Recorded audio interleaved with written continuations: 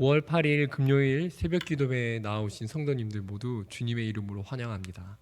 이 시간 다 함께 찬송가 515장으로 찬양 드리도록 하겠습니다.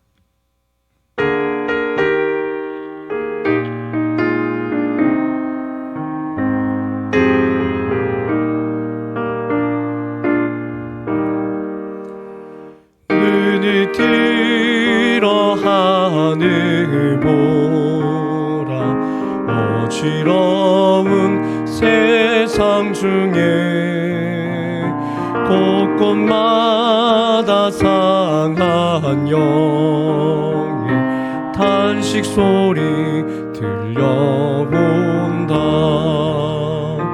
빛을 잃은 많은 사람, 길을 잃고 헤매이며 당자처럼 기진하니 믿는 자여 어이할꼬.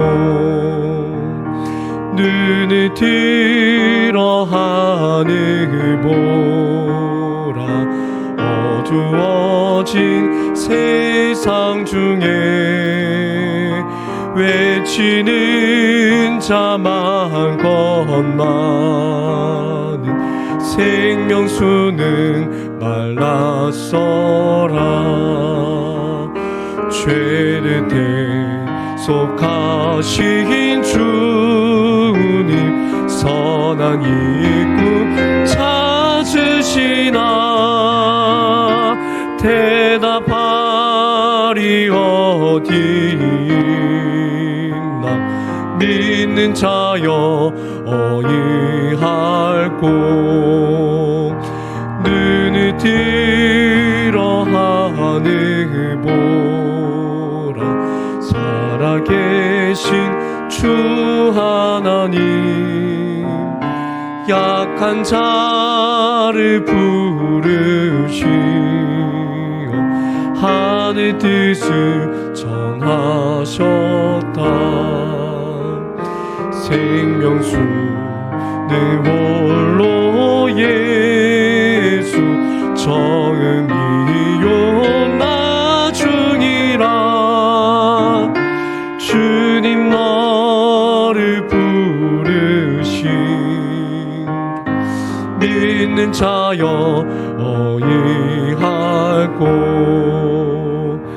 눈을 들어 산 보라. 다시 사신 그리스도, 만 백성을 사랑하사 오래 참고 기다렸네. 인내하신 우리 구주, 의의 심판하시는 날 곧 가까이 임하는 믿는 자여 어이할꼬. 함께 기도하시겠습니다. 하나님 아버지, 오늘 우리가 주님 앞에 예배드림으로 나아갑니다. 오늘 우리가 예배드릴 수 있게 하여 주신 주님의 은혜를 찬양합니다. 하나님, 오늘 우리가 그리스도의 보혈의 공로로 이 시간 구원의 감격을 다시 한번 새롭게 누리기를 원하며 하늘로부터 오는 신령한 은혜를 공급받는 그런 시간이 되기를 원합니다. 오늘 이 시간을 통하여서 더 풍성한 생명으로 나아가는 그런 시간이 되게 하여 주시옵소서. 하나님, 오늘 우리는 오늘 하루를 살아갈 영적인 양식이 필요합니다. 오늘 하루 살아갈 모든 일에 주님의 도우심이 필요합니다. 하나님, 그래서 오늘 우리는 주님을 의지하기를 원합니다. 주님의 말씀 듣기를 원합니다. 이 시간을 통하여서 우리를 주님의 선한 길로 인도하여 주시고 하나님의 은혜 아래서 오늘 하루가 평안하도록 인도하여 주시기를 원합니다. 하나님, 이 시간 주님의 말씀 듣기를 원합니다. 성령께서 말씀을 조명하여 주셔서 깨닫는 은혜가 우리 심령에 있게 하여 주시고 우리 영혼이 변화를 받아서 주님 영광을 위해 살 수 있게 하여 주시옵소서. 모든 영광 하나님께 올려드리며 이 모든 말씀을 살아계신 예수님의 이름으로 기도드립니다. 아멘. 하나님의 말씀을 봉독하도록 하겠습니다. 오늘 말씀은 아모스 5장 18절에서 27절까지 말씀입니다. 아모스 5장 18절에서 27절까지 말씀입니다.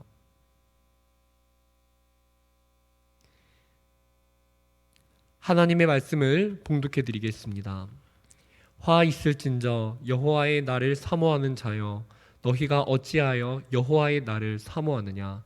그 날은 어둠이요 빛이 아니라 마치 사람이 사자를 피하다가 곰을 만나거나 혹은 집에 들어가서 손을 벽에 대었다가 뱀에게 물림 같도다. 여호와의 날은 빛 없는 어둠이 아니며 빛남 없는 캄캄함이 아니냐? 내가 너희 절기들을 미워하여 멸시하며 너희 성회들을 기뻐하지 아니하나니 너희가 내게 번제나 소제를 드릴지라도 내가 받지 아니할 것이요 너희의 살찐 희생의 화목제도 내가 돌아보지 아니하리라. 내 노랫소리를 내 앞에서 그칠지어다. 내 비파 소리도 내가 듣지 아니하리라. 오직 정의를 물같이 공의를 마르지 않는 강같이 흐르게 할지어다. 이스라엘 족속아, 너희가 40년 동안 광야에서 희생과 소제물을 내게 드렸느냐? 너희가 너희 왕 식국과 기운과 너희 우상들과 너희가 너희를 위하여 만든 신들의 별 형상을 지고 가리라. 내가 너희를 다메섹 밖으로 사로잡혀 가게 하리라. 그의 이름이 만군의 하나님이라 불리우는 여호와께서 말씀하셨느니라. 아멘. 오늘 함께 아모스서의 말씀을 은혜 가운데 나누기를 원합니다. 어제 말씀에서는 하나님께서 이스라엘 백성의 악함에 대해서 지적하셨습니다. 그들이 의인을 학대하며 가난한 자를 억울하게 한다고 책망하시고 경고하셨습니다. 오늘 말씀에도 이어서 이스라엘 백성의 모습은 어떠했는지 말씀해 주고 계십니다. 이스라엘 백성의 모습이 어땠습니까? 죄가 관영해도, 죄가 가득 차도 자신들이 하나님의 심판을 받을 것이라 생각하지 않았습니다. 이것이 그들의 모습인데요, 18절 말씀을 보시면은 이렇게 말합니다. 화 있을진저 여호와의 날을 사모하는 자여, 너희가 어찌하여 여호와의 날을 사모하느냐? 그 날은 어둠이요 빛이 아니라 라고 하십니다. 그렇습니다. 이스라엘 백성들은 여호와의 날을 사모하였습니다. 여호와의 날이 임하여서 하나님의 심판과 구원이 행해지는 그 날이 올 때에 자신들은 하나님의 구원을 경험하리라고 착각하는 자들이었습니다. 자신들의 죄의 실상을 보지 못한 채 그저 우리들은 하나님의 백성, 선민이기 때문에 하나님의 심판을 면할 것이야, 구원을 받을 것이야, 하나님의 큰 도움이 여호와의 날에 우리에게 임할 것이야 라는 착각 속에서 지냈던 것입니다. 하나님께서는 그런 그들을 향해서 책망하시고 경고하십니다. 하나님은 말씀하십니다. 이스라엘 백성아, 너희가 그 날을 사모하지만 그 날은, 너희가 사모하는 그 날은 어둠이지 빛이 아닐 것이다 라고 말씀하십니다. 사랑하는 성도님들, 우리는 이 대목에서 무엇을 깨달을 수 있습니까? 이스라엘 백성의 모습이 악한 죄를 저지른 것이 참 안타깝지만 더 안타까운 것이 있는데, 그것은 죄가 죄인 줄 모르고 자기들의 모습이 하나님 앞에 어떤지를 인지하지 못하고 깨닫지 못하는 그 상태가 더 안타까운 것이지요. 그래서 우리는 이것을 반대로 생각할 수 있습니다. 만약에 사람이 죄를 지었다 하더라도 죄를 깨닫는다면, 그리고 그 죄에 대해서 양심의 걸림이 있고 양심의 찔림이 있다면은 오히려 그것은 은혜인 것입니다. 하나님 앞에 적어도 회개할 수는 있으니까요. 사랑하는 성도님들, 오늘 우리는 어떠합니까? 날마다 하나님 앞에 나아갈 때에 우리는 우리의 죄를 깨닫지 못하고 있지는 않습니까? 아니면 나의 작은 죄도 양심에 찔려 하면서 우리는 정말로 하나님을 두려워하고 있습니까? 사랑하는 성도님들, 사람이 죄를 지을 수 있지만 회개하지 못하면은 구원을 얻지 못하고, 우리가 살아가는 동안 예수님을 믿고 구원받은 성도가 죄를 짓게 되면은 그 고범죄 속에서 하나님의 징계를 받게 되는 것이지요. 로마서 3장 23절에서는 그렇게 말합니다. 모든 사람이 죄를 범하여 하나님의 영광에 이르지 못하였다. 이 세상의 모든 사람은 죄인이라고 말을 합니다. 구원받은 신자라고 할지라도 성화의 과정 속에서는 우리가 성화라는 과정을 겪기 때문에 죄가 아주 없을 수는 없습니다. 그래서 이 세상의 모든 사람은 죄인이며, 그리고 예수님을 믿고 구원받은 사람도 살아가는 동안 죄를 범하게 됩니다. 중요한 것은 얼마나 날마다 회개하면서 하나님 앞에 자신의 양심이 찔려하면서 자신의 가슴을 깨어놓는 일이 얼마나 그 신자의 삶 가운데 있느냐가 중요한 것이겠지요. 회개는 참으로 중요합니다. 세례 요한이 이 땅에 왔을 때 말을 했습니다. 회개하십시오. 회개하십시오. 천국이 가까이 왔습니다. 예수님이 세례 요한 다음에 오셨을 때에도 동일하게 말씀하셨지요. 회개하라. 회개하라. 천국이 가까이 왔다. 하나님께서는 자기 백성이 회개하고 구원에 이르며 심판을 면하고 징계를 끝내기를 원하십니다. 그래서 날마다 죄 없다 하면서 살면서 양심에 찔림이 없이 살아가는 사람은 자기 자신을 방종에 내어놓는 결과를 가져오게 되는 것입니다. 함께 예배드리는 우리 성도님들, 오늘 우리의 양심에, 우리의 신앙 양심에 우리가 지은 죄에 대한 찔림의 은혜가 있기를 축원드립니다. 성령님이 내 양심을 찔러주시고 내 죄의 가책을 느끼게 하는 그런 은혜가 우리 속에 있기를 간절히 바랍니다. 그것이 은혜입니다. 그것이 없으면 우리는 하나님의 더 큰 징계 속에서 그 죄를 깨닫고 돌이킬 때까지 하나님께서 매를 드시는 것이지요. 오늘 기도하는 가운데 하나님, 내 가슴이 무뎌 있다면, 내가 깨닫지 못하는 죄가 있다면 깨닫게 하여 주십시오. 양심이 무딘 성도로 살지 않게 하여 주십시오. 그렇게 기도하는 은혜가 우리 가운데 있기를 원합니다. 이어서 오늘 말씀을 보시면요, 오늘 하나님께서 이스라엘 백성의 번제를 받지 않는다고 하십니다. 그러니까 우리말로 예배를 받지 않는다는 것입니다. 이스라엘 백성이 살진 희생제물을 드린다고 해도 내가 그래도 받지 않을 것이다 라고 말씀하십니다. 그 이유가 무엇입니까? 그것은 삶으로 주님께 순종하지 않았기 때문입니다. 하나님은 예배를 많이 드리고 제물을 많이 드리는 것보다 정의와 공의를 행하기를 원하셨습니다. 즉, 삶에서 정의와 공의가 없는 예배는 하나님이 받지 않으신다는 것이죠. 24절에 하나님이 이렇게 말씀하십니다. 오직 정의를 물같이 공의를 마르지 않는 강같이 흐르게 할지어다 라고 말씀하십니다. 하나님은 분명히 말씀하십니다. 이스라엘 백성아, 너희들의 삶에서 정의와 공의가 회복되기 전에는 내가 예배를 받지 않을 거야 라고 말씀하십니다. 이것이 무슨 뜻입니까? 우리가 예배에 나아갈 때 그 예배 이전에 공의와 정의, 하나님은 우리가 삶에서 어떤 삶을 사는지, 우리의 삶을 우리가 어떤 사람인지를 그것을 먼저 확인하신다는 것입니다. 하나님께서 예배를 받지 않으신 성경의 대표적인 예로 아벨과 가인의 제사가 있지 않습니까?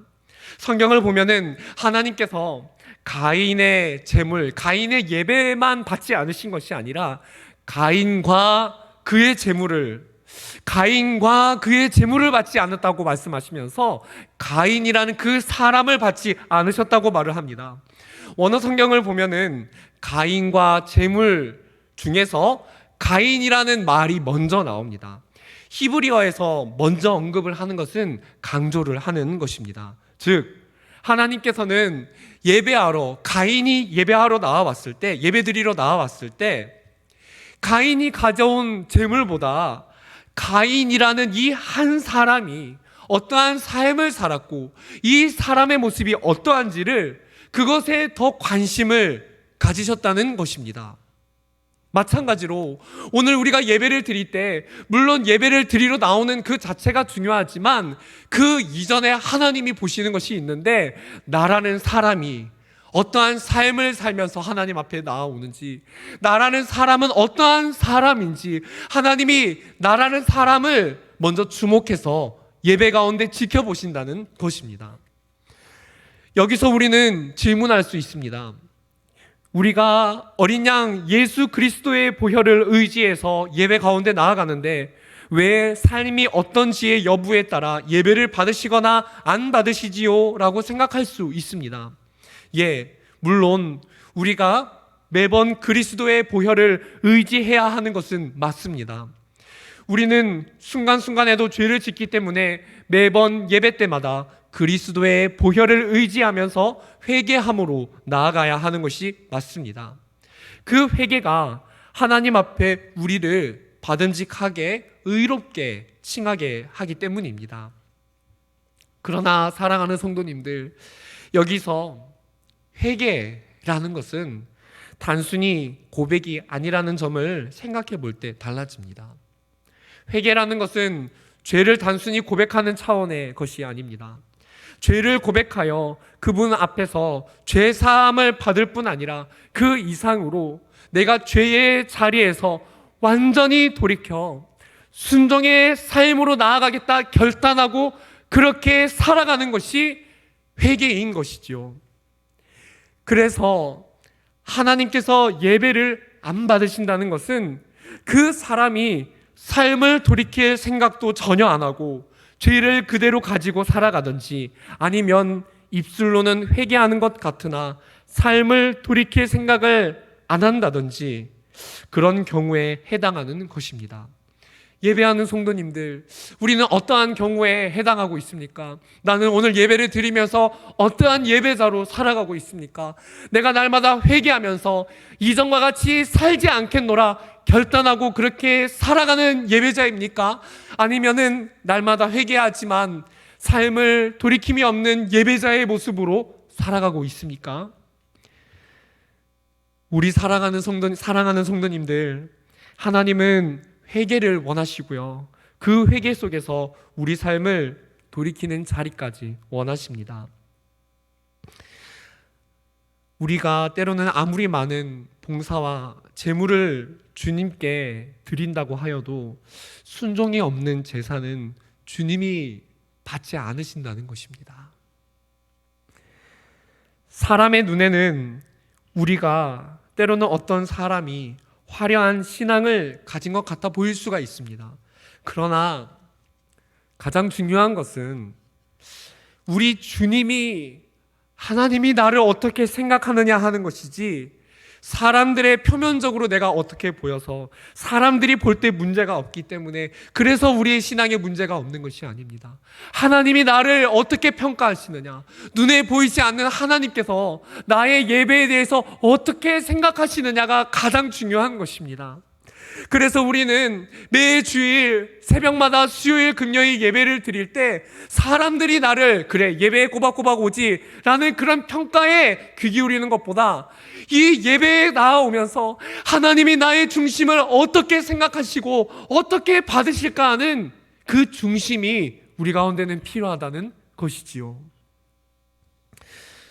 주님은 회개가 없는 삶에 순종이 없는 예배를 받지 않으시며 우리의 삶의 순종이 동반된 예배를 기뻐 받으십니다. 사랑하는 성도님들, 우리는 오늘 어떤 예배를 드리고 있습니까?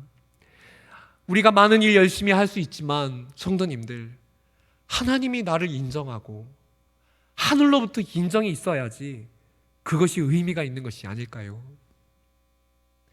성도님들, 이제 코로나 사태가 어느 정도 잠잠해져서요, 이제 다음 주부터 회집을 하게 되는데요, 혹시 이 기간 가운데 범죄한 것이 있고 내 마음이 정말 하나님 앞에 완악한 것이 있었다면요, 회개하길 바랍니다. 오늘이라도 회개하시기를 바랍니다. 회개하지 않으면 망합니다. 회개하는 자가 지혜로운 자입니다. 이 시간 가장 먼저는 내 심령과 양심의 상태를 확인해 봅시다. 나는 예수님을 처음 믿을 때와 같은 눈물을 가지고 있습니까? 나는 최근 1년 동안, 한 달 동안 주님 앞에 내 양심, 나의 모습 때문에 눈물을 흘려본 적이 있으십니까? 아니면 내 가슴이 아파해 본 경험이 있으십니까? 그렇지 않다면은 내 가슴이 정말로 딱딱해지고 무뎌진 것은 아닌지 우리 자신을 점검해 볼 수 있어야 할 것입니다. 성도님들, 내 양심이 이전과 같이 반응하고 있는지 그것만 생각해 본다 하더라도요, 오늘 우리를 점검할 수 있을 것입니다. 혹여라도 하나님 앞에 양심을 속이는, 마음에도 하나님을 사랑하는 그 마음이 없는 예배는 우리 드리지 않기를 원합니다. 마지막으로 오늘 말씀 25절 말씀을 함께 보겠습니다. 하나님께서 이렇게 말씀하시지요. 이스라엘 족속아, 너희가 40년 동안 광야에서 희생과 소제물을 내게 드렸느냐? 이 말씀이 무슨 뜻입니까? 그러니까 너희가 광야에서 제물로, 그러니까 막 굉장히 많은 그런 제물로 주님께 드릴 것이 없지 않았느냐? 그래도 너희가 드릴 것이 그렇게 있지 않아도 내가 너희 예배를 받지 않았느냐? 라고 물으시는 것입니다. 즉, 하나님은 이스라엘 백성이 광야 가운데 드릴 것이 없다 하더라도 그들이 중심으로 하나님을 사랑해서 드리는 그 예배를 내가 연락했다는 것을 그들에게 일깨워 주는 것입니다. 사랑하는 성도님들, 예배 가운데 정말로 중요한 것은 우리가 하나님 앞에 나아가는 우리의 양심이자 그 양심의 찔림대로 살고자 하는 우리의 삶의 모습인 줄을 믿습니다. 주님을 진심으로 사랑하고 순종하여서 우상을 버리고 하나님의 마음을 기쁘시게 하는 그런 예배자가 되시기를 주님의 이름으로 축원드립니다. 함께 오늘 주기도문 하신 후에 우리의 모습을 주님 앞에 깨어놓고 하나님 앞에 정직한 모습으로 함께 기도하는 시간을 가지기를 원합니다. 함께 주기도문 하겠습니다. 하늘에 계신 우리 아버지여, 이름이 거룩히 여김을 받으시오며 나라가 임하시오며 뜻이 하늘에서 이루어진 것 같이 땅에서도 이루어지이다. 오늘 우리에게 일용할 양식을 주시옵고 우리가 우리에게 죄 지은 자를 사하여 준 것 같이 우리 죄를 사하여 주시옵고 우리를 시험에 들게 하지 마시옵고 다만 악에서 구하시옵소서. 나라와 권세와 영광이 아버지께 영원히 있사옵나이다. 아멘. 네, 이 시간 말씀을 가지고 우리 묵상해도 좋고요, 소리내서 기도해도 좋습니다. 함께 기도하며 나아가도록 하겠습니다.